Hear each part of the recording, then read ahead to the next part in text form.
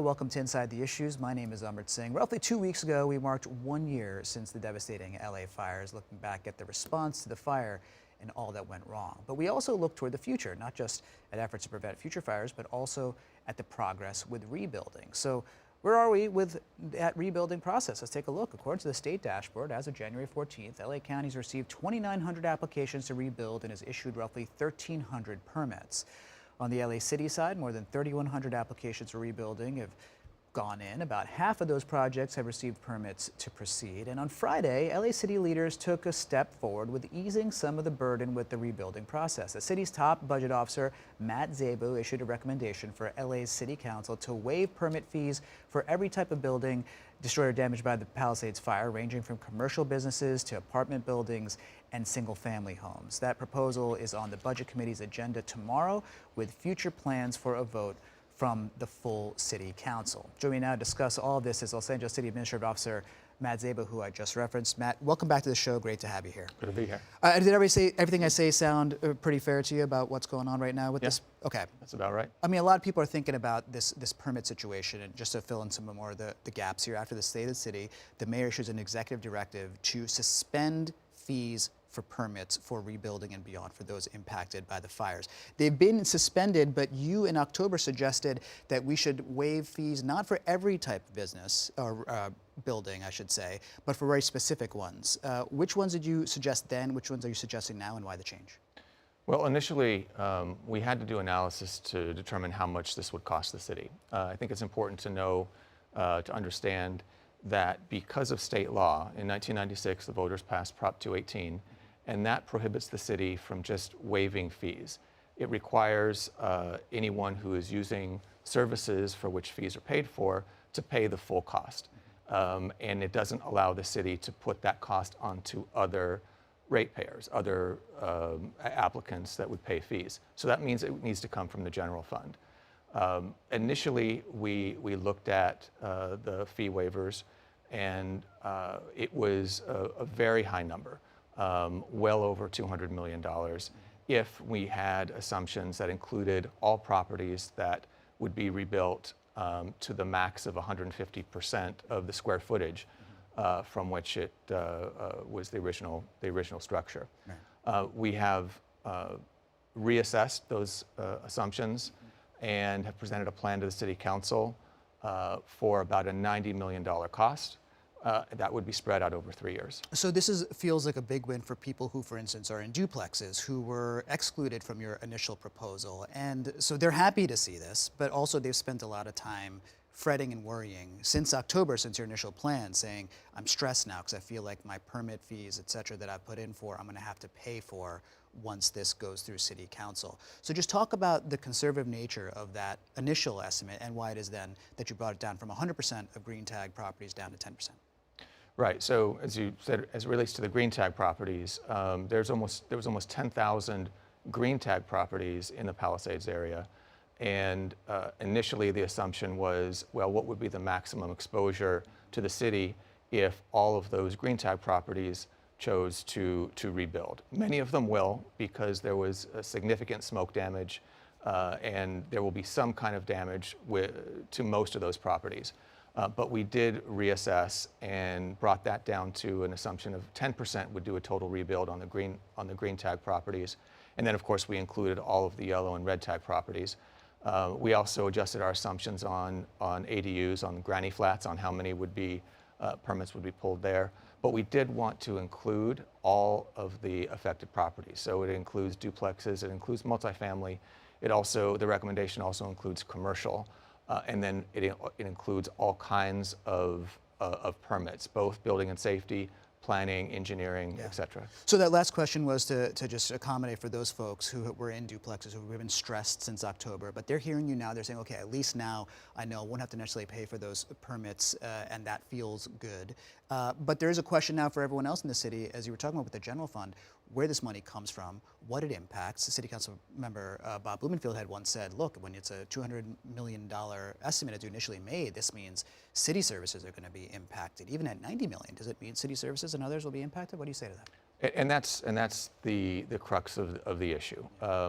Clearly, the mayor and the council have to exercise judgment over where we're going to spend our very, very scarce resources. As you know and your viewers know, the city went through an extraordinarily difficult budget last year, closed $1 billion gap.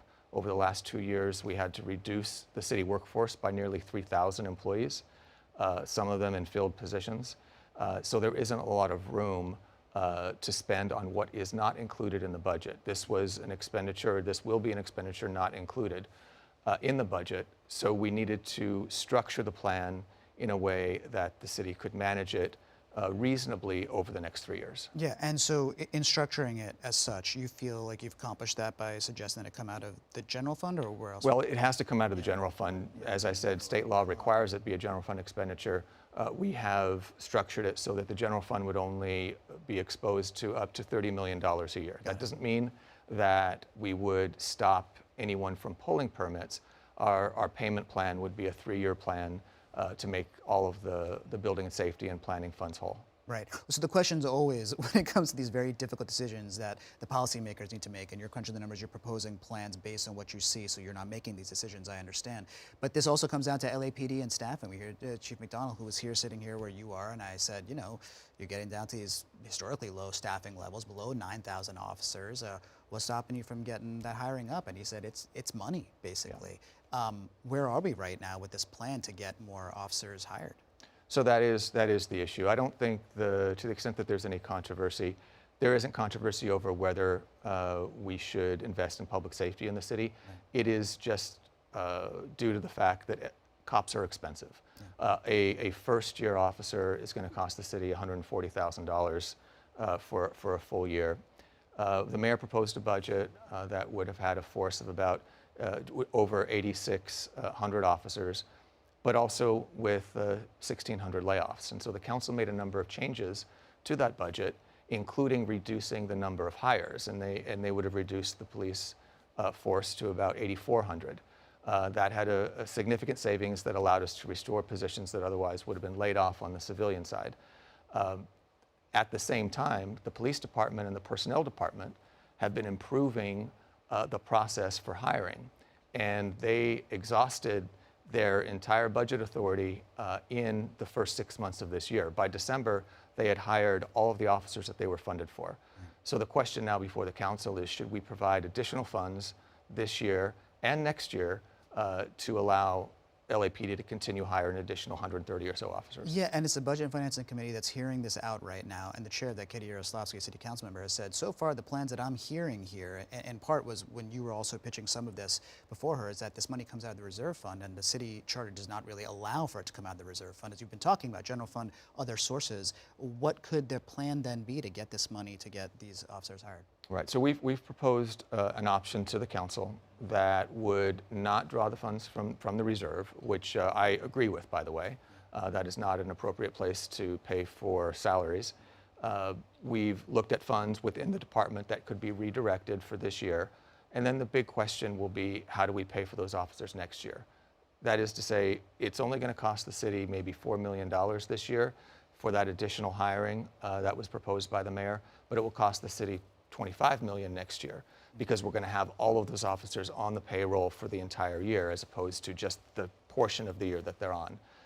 And that's why it is important that we have a very strong budget committee, which we do. Yeah. And we're going to have to determine, as we're closing next year's gap, which is significantly smaller. We took the $1 billion gap and it's now less than 100 million, which is, compared to $1 billion, a lot smaller, but still a huge challenge.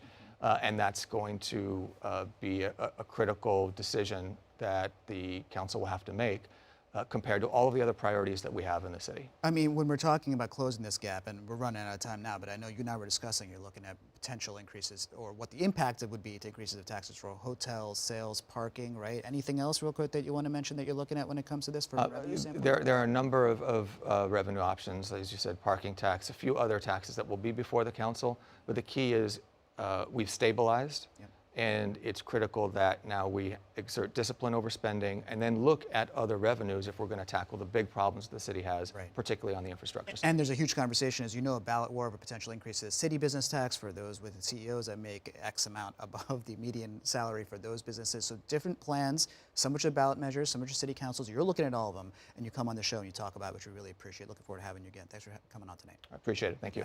Thanks for watching our YouTube channel. Let Spectrum News be your resource for balanced, in-depth political coverage.